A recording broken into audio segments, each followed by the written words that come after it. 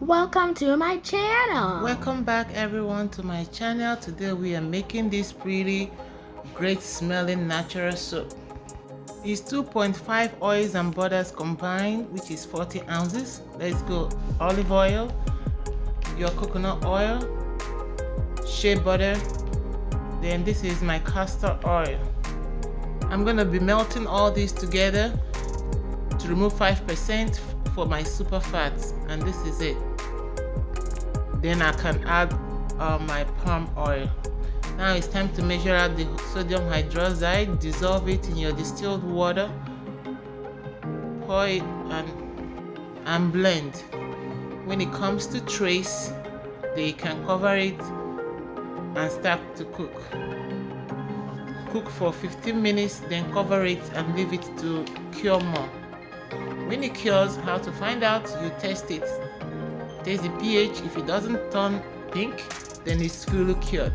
Then this is the time to pour my super oil. Then I add glycerin and fragrance oil.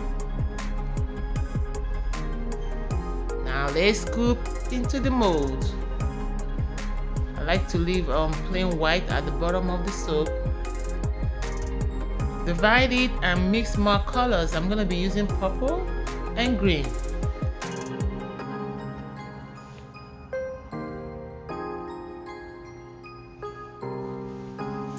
Don't forget, this is hard process. It gets hard really quick, so you have to be fast.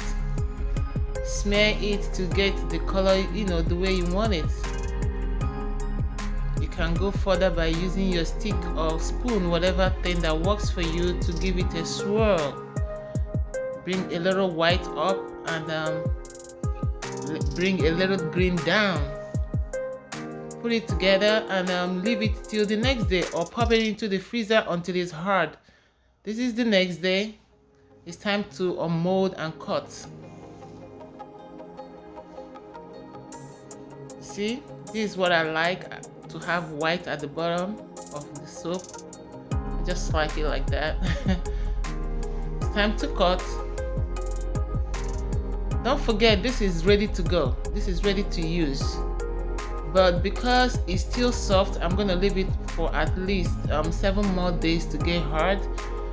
The harder it is, the longer it lasts. Please don't forget to like and comment, ask your question, and I will respond as soon as possible. Please go ahead and like, share. Help me get more views to this. Now let's see how the soap does in water.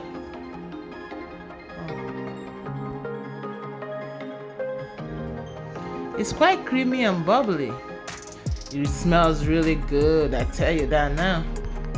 Thank you for watching. I see you back again soon. Bye bye.